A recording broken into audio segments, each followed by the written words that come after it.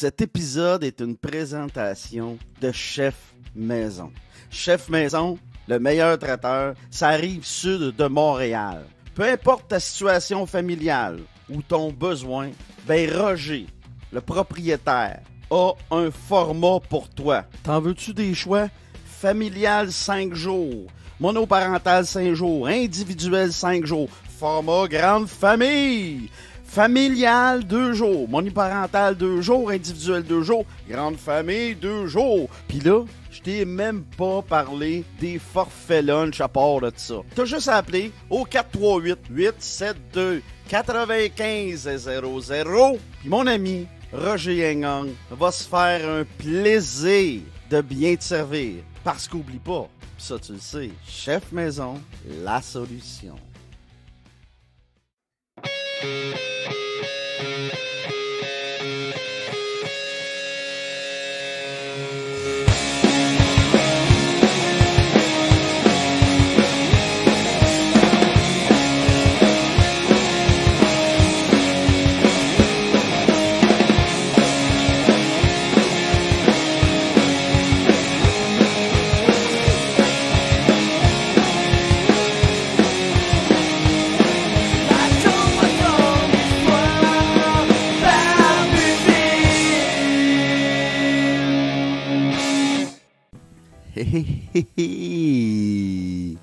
Bienvenue dans la Josette du Barbu, édition 347. Ça faisait longtemps. Je pense que c'est ma première au mois de juillet. Puis on est rendu le 19. J'avais besoin d'un petit break. Parce que j'ai fait beaucoup de Josettes dans la dernière année, où j'en faisais 4 à 5 par semaine. Donc, j'avais besoin d'une petite pause et une petite pause qui s'imposait. Ça a fait du bien. Puis là, ben, je suis bien content de revenir avec vous autres. Puis là, on revient pour le vrai. Puis on recommence. 4 à 5 par semaine. On est mardi. Le temps est gris. Le soleil est caché en arrière des nuages. Puis, je viens de faire mes textes pour fanadien.com. Ça, c'est bien le fun. J'aime bien ça, travailler pour eux autres. J'ai beaucoup de plaisir. Je fais ça le matin, surtout. D'habitude, je fais 3 textes le matin. Pas tous les jours. On a un horaire, donc je fais ça, je te dirais, 3 fois semaine de ce temps-là. Bon, j'aimerais ça être à temps plein. C'est sûr que pour moi, c'est un revenu intéressant, là. Oui, on parle encore d'argent. On parle toujours d'argent. C'est le nerf de la guerre. Les amis. Tantôt, quand on va faire une pause, tu vas entendre un nouveau commanditaire. Oui, parce que ça en prend des commanditaires. Ça prend de l'eau au moulin. C'est ce que ça prend. Voilà. J'ai plein de sujets parce que ça fait longtemps qu'on n'a pas jasé. Premier sujet, j'ai vraiment le goût de t'en parler. Critique de film, ça va être une suggestion en même temps. Évidemment, le film sur la vie d'Elvis, le Elvis Movie, avec Tom Hanks dans le rôle du colonel Parker. Mais avant tout, là, ça fait longtemps que j'ai pas fait de jasette, hein? Ça paraît. Parce que là, moi, je commence déjà avec mes sujets, puis je t'ai même pas demandé si t'as fait ton lit à matin. Ben, moi, j'ai fait mon lit. Moi, matin, j'ai fait mon lit parce que c'est une micro-réussite. J'ai fait mon lit comme David Goggin, comme Joe Rogan, comme Vitaly Klitschko, comme Jean-Yves Lavoie, comme Simon Chartrand. Voilà. Fait qu'oublie pas, faire son lit, c'est pas aller sur la planète Mars. C'est pas faire des opérations à cœur ouvert. Faire son lit, c'est la première réussite de sa journée. Bon, c'est dit, c'est fait. Maintenant, c'est à ton tour.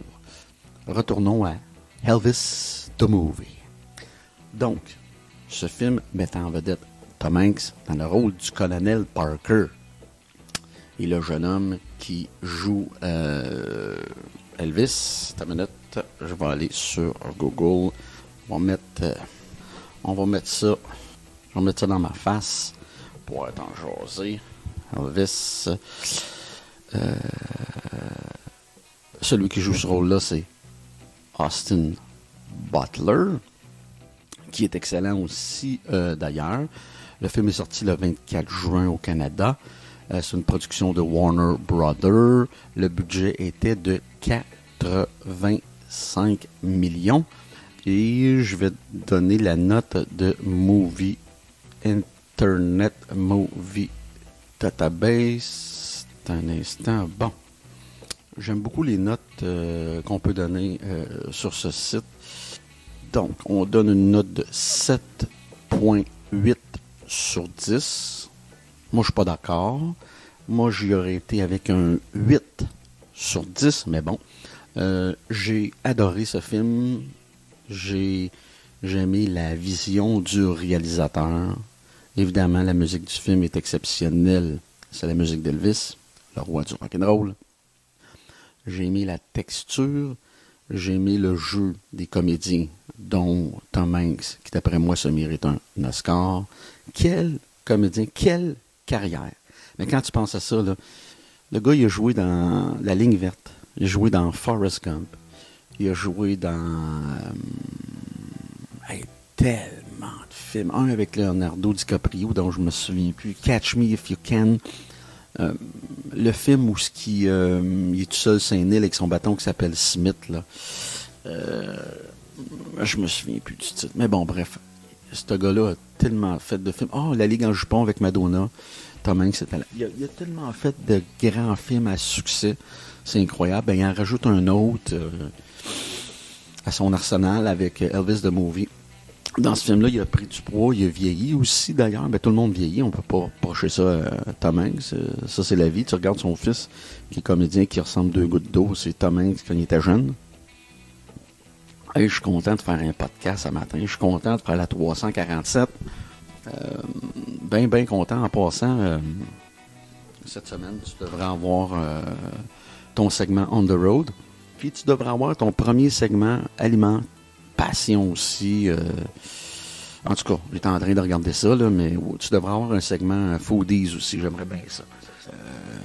Donc, Elvis the Movie, ben, tu auras compris que je te le suggère fortement si tu ne l'as pas vu. Si tu es un amateur d'Elvis, tu vas même apprendre des choses. Moi, je pensais le connaître beaucoup. Je le connais beaucoup, mais j'ai appris des choses. Moi, je te suggère fortement ce film qui est d'une grande qualité. Si tu n'es pas un amateur d'Elvis, tu vas aimer ce film-là. Quand même, c'est un film qui devient historique, ni plus ni moins. Donc, Elvis the Movie, ma suggestion, va voir ça au cinéma. Tu ne le regretteras pas. Autre sujet. Bon, j'ai fait un voyage la semaine passée. Ben oui, j'ai été à Wildwood avec ma blonde, sa fille et mon garçon. Et puis, ça fait longtemps que je n'avais pas été à Wildwood, je te dirais. Là, mon fils, tu vois, il va avoir 12 ans là, bientôt. La dernière fois que j'étais là, je pense qu'il avait 4 ans ou 5 ans. Donc, ça remonte quand même. Il ne se rappelait pas de Wildwood, évidemment. Là, il l'a vécu tout plein, plein de souvenirs. On était à la plage, on a fait des parcs d'attractions, on a marché sur le boardwalk. Ils ont acheté des gogos. On s'est baigné. On était dans des restaurants. Ça a été une belle semaine. Puis il a fait beau comme il fait toujours beau à Wildwood. Ça, c'est mon souvenir. Il faisait 30 le jour. Ça descendait à 21 le soir. Température parfaite. Soleil, mur à mur, d'un bord à l'autre. Ça a été très, très reposant. Ça a été des beaux moments de couple, en famille reconstituée. C'est ce qu'on a vécu. Puis moi, j'en suis très fier, puis je suis bien content de ça. Puis c'est comme un test aussi avec celle que t'aimes. Tu sais, quand tu t'en vas en voyage comme ça, c'est des tests. Ben oui, parce que tu sors de ta zone de confort. Mais bref, je te rassure, Wildwood n'a pas changé.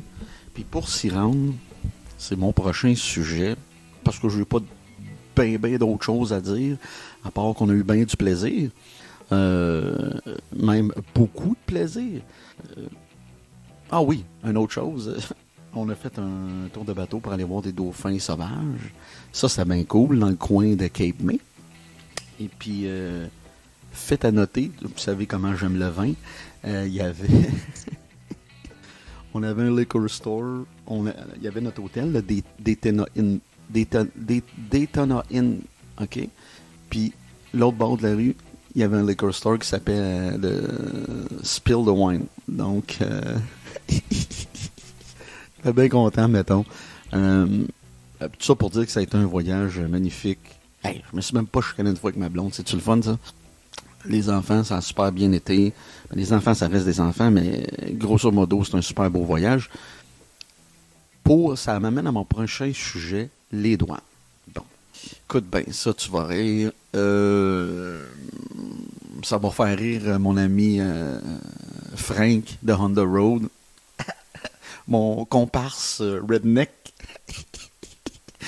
Là, j'aime ça dire ça parce que je sais qu'il y en a parmi vous qui aiment bien ça, nous traiter de redneck. Fait que je trouve ça bien drôle. Ça va faire réagir Francis, ce que je vais dire, c'est sûr. On va sûrement en parler lors de son prochain segment. Traverser les lignes aux États-Unis, ça a été très facile. J'avais mon passeport, celui de mon fils, ma blonde avait le sien, et elle avait le certificat de naissance de sa fille. Écoute bien ça. Pour passer les lignes aux États-Unis, ça l'a pris, je mens pas, 10 minutes. On a attendu 10 minutes, on est arrivé devant voyons, je perds mes mots. En tout cas, on est arrivé devant la personne pour passer les lignes. Ça a été très, très, très simple. Une fois les lignes passées, on avait un cadeau pour les enfants. On leur donnait chacun 100$ à dépenser pendant la semaine. Puis c'est une façon pour eux de gérer l'argent. Fait que c'est ce qu'on a fait. Mais ça a bien été de ce côté-là. Théo il est revenu sur son 100$ avec 35$ américains. Ce qui est excellent. Donc, mon point est, on a traversé les lignes américaines les deux doigts dans le nez. Quand on est revenu, dimanche, bon, il y avait 50 minutes d'attente. Ça, c'est pas de la faute des douanes canadiennes. Mais oui, en fait, parce qu'il fallait downloader une application qui s'appelle ArriveCan. C'est quoi ça? C'est de l'enculage de mouche, si tu veux mon avis.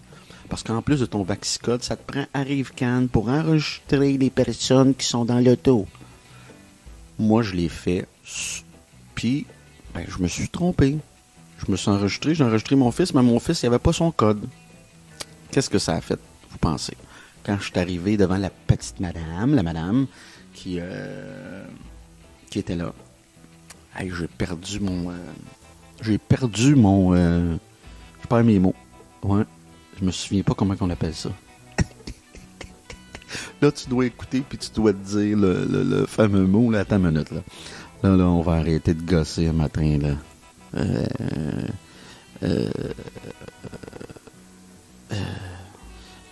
Comment on dit ça donc?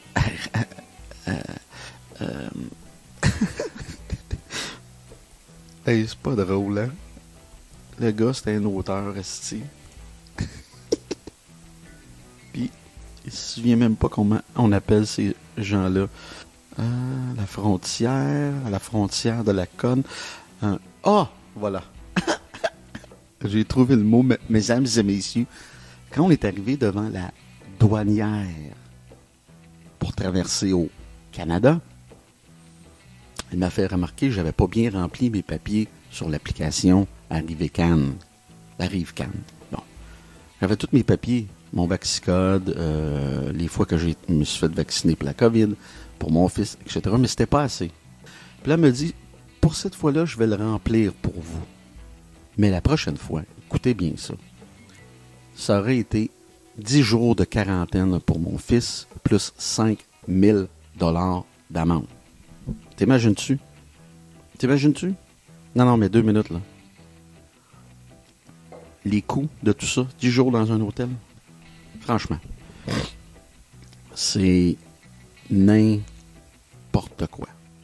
Mais ça m'étonne pas. Est-ce que vous autres, ça vous étonne que ça soit plus compliqué au Canada qu'aux États-Unis?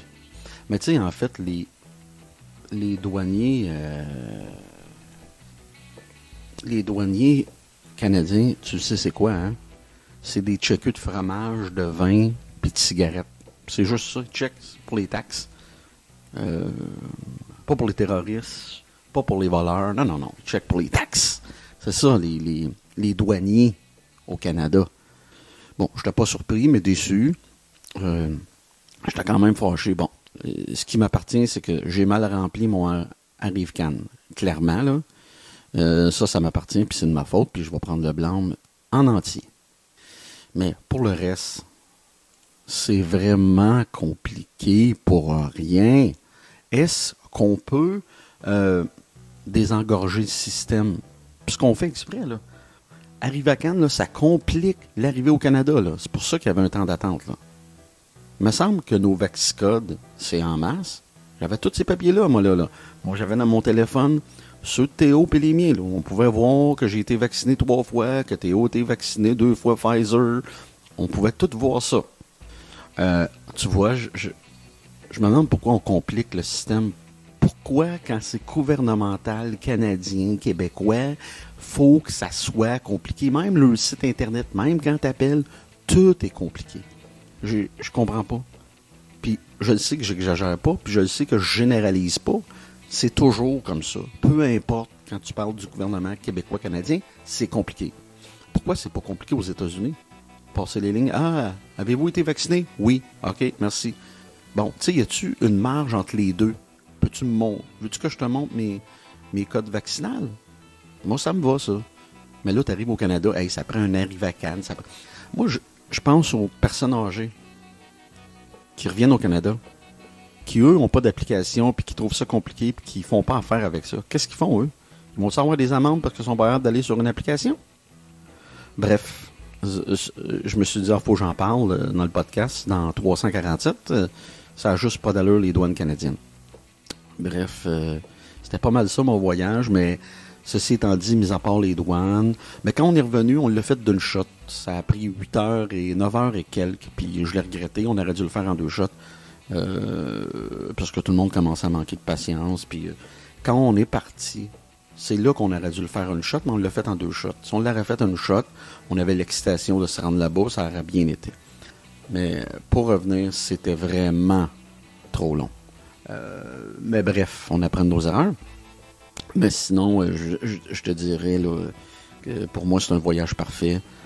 J'ai eu tellement de plaisir et ça a été vraiment un sapristi de beau voyage. Vraiment. Ouais. Sur ce, je vais regarder le temps. On est rendu à combien de minutes? OK, 17 minutes. Oh, je vais aller au moins à 20. Là. Je te dois bien ça fait longtemps. Là. Mon autre sujet, bon, je t'apprendrai rien en te disant que la vie est fragile. On a pu le voir avec la mort de Karim Ouellet, puis on l'a vu cette semaine avec la mort de Nadège Saint-Philippe, qui est morte d'un cancer. On dit un cancer du côlon. J'ai fouillé un peu, j'ai pas trouvé que c'est quelle sorte de cancer, mais c'est pas important. Nadège qui était pas âgé.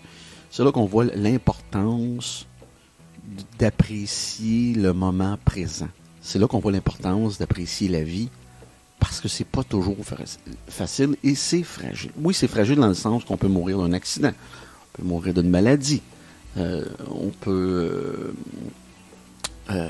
avoir des maladies mentales aussi et être très, très, très, très, très désespéré. La vie, c'est pas facile et c'est très fragile. La vie, c'est un peu comme un funambule sur un fil de fer. C'est un peu ça. Un peu beaucoup. Je veux pas être dramatique, c'est pas ça. Je veux juste essayer d'être réaliste dans ce que je dis.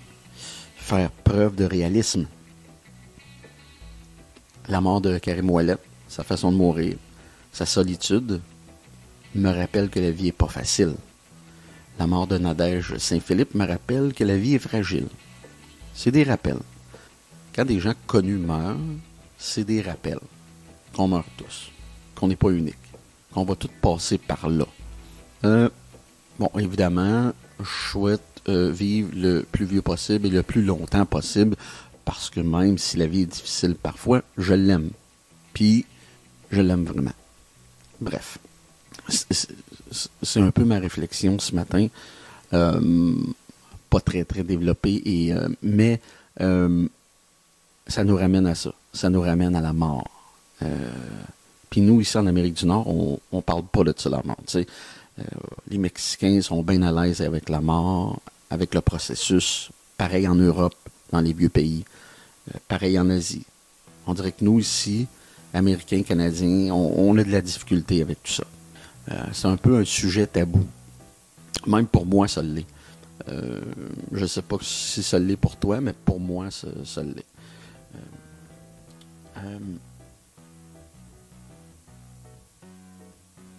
C'est sûr qu'on ne veut pas mourir seul comme Karim Ouellet.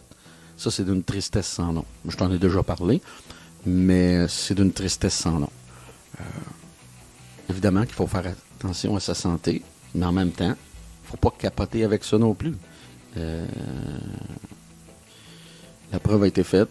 Il y a bien des exemples de gens en santé qui sont morts très jeunes, qui ont eu des cancers, etc. Je pense qu'il ne faut pas s'empêcher de faire attention, mais il ne faut pas s'empêcher de vivre non plus. Tu comprends ce que je veux dire? Puis moi, mon idée là-dessus, si tu attends la retraite pour profiter de la vie, mais je pense que tu fais une erreur. Ça, c'est mon humble opinion. Ouais, si tu attends la retraite pour profiter de la vie, c'est une erreur. Dans la vie, il faut que tu sois organisé. Sinon, c'est la vie qui va t'organiser. Puis tu veux pas ça. Puis ça fait partie du bonheur, ça, d'avoir du contrôle sur sa vie. Pas free control, c'est pas ça que je te dis. D'avoir du contrôle sur sa vie. D'aller par en avant. Puis de bien faire ce qu'on veut faire. Pas être en réaction à ce qui se passe, mais être en action. Être en réaction, toujours en train de réagir à ce qui se passe. Puis ça fait qu'on est malheureux. Je vais pas essayer de faire mon jovialiste, là, mais c'est ce que je pense. Puis j'en suis convaincu. Hey, sur ça fait 22 minutes. Je vais on va faire une pause. Puis on va revenir après. OK? On va faire un petit bout encore. Saint-Jérôme Harley-Davidson. Pour voyager, pour s'habiller, pour partir sur un nowhere, pour rouler en toute liberté. Ta route commence chez Saint-Jérôme Harley-Davidson. De retour après cet excellent jingle, ce nouveau commanditaire, bienvenue dans la famille Harley-Davidson Saint-Jérôme.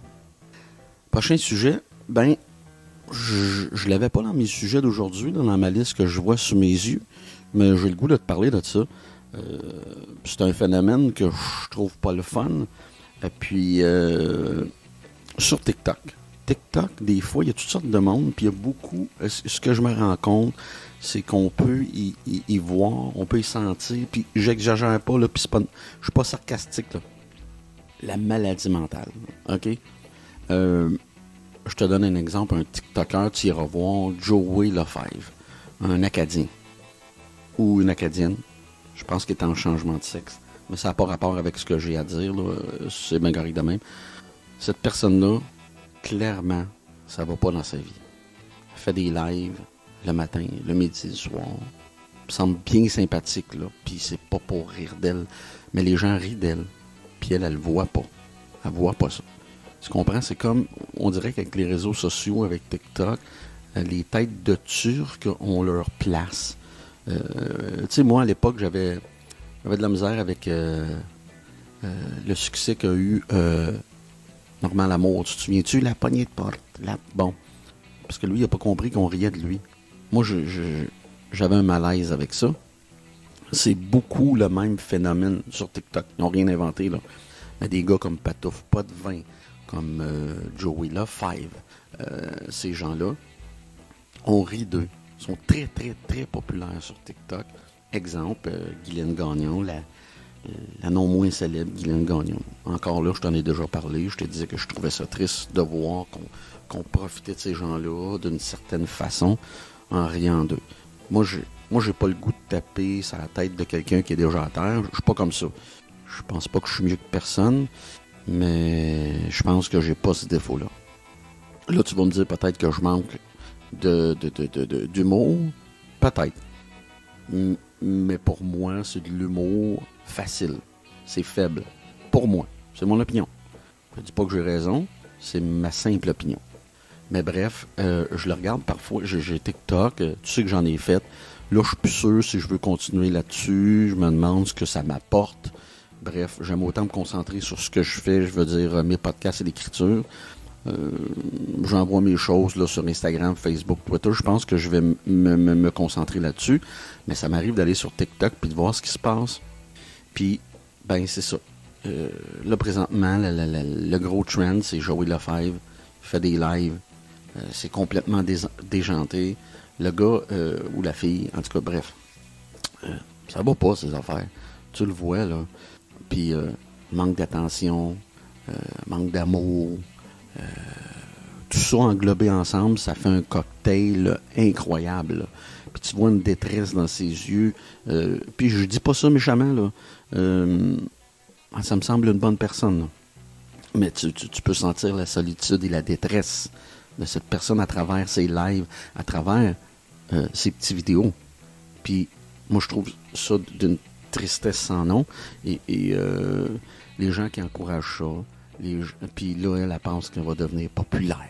Puis tu deviens populaire pour les mauvaises raisons. Pas parce que tu as un certain talent artistique. C'est juste que tu es bizarre. Puis les gens trouvent ça drôle. Je vais le dire crûment, là, mais c'est ça. Fait que c'est un drôle de phénomène sur TikTok que moi, je n'encourage pas. Mais oui, d'une certaine façon, c'est vrai. Je l'encourage parce que je vais voir les vidéos. J'ai cette curiosité-là, malsaine. Oui, ça fait partie de ce que je suis aussi. C'est malsain. Mais j'en parle, pareil, pour... je ne sais pas, pourquoi j'en parle. Je me pose la question en même temps que je te parle. Je m'interroge, tu sais. Pourquoi j'en parle? Je dirais pour observer le phénomène, le pointer du doigt, ce phénomène-là. Je pense que c'est important de se dire que des fois, socialement, on est à côté de la traque. Puis ça, pour moi, ça fait très cours d'école du primaire, du début du secondaire. Vous savez comment que les enfants peuvent être méchants entre eux. Mais ça fait très ça, là. Mais là, c'est avec des adultes. Moi, j'ai un grand malaise, bref, à propos de ce qui se passe sur TikTok présentement à ce niveau-là. Bref, c'était pas mal ta Josette 347. Bien content d'être de retour. J'espère que tu aimé ça. Aux dernières nouvelles, je te l'annonce, la Matrix 2014 ne fonctionne plus. Là, je suis obligé de réparer ma clutch. Ma clutch me lâché. Ouais. Mais là, je suis en processus de... Je répare la clutch. Après ça, je la mets sur le marché. Je vais chercher le maximum d'argent que je peux pour. Puis après ça, je me prends une location d'automobile. Voilà. Donc, ça va être ça pour la Matrix 2014. C'est des grosses nouvelles quand même. Je voulais te garder ça pour la fin. Je sais que Jérémy et Roger sont en deuil, là, mais bon. Hey, sur ce, je te souhaite le plus beau mardi de ta vie. Puis on s'en reparle mercredi. La Pompe à bière à Mirabel. Ta station-service et dépanneur spécialisé en bière de micro-brasserie. Situé à Saint-Canute sur l'autoroute 158. Pour information, 450-412-4747. Puis si t'es chanceux, tu risques de rencontrer ton barbu de ville en train de choisir sa bière pour la soirée. Oublie pas, en plus, on a des tirages à chaque mercredi. La Pompe à bière, c'est un rendez-vous.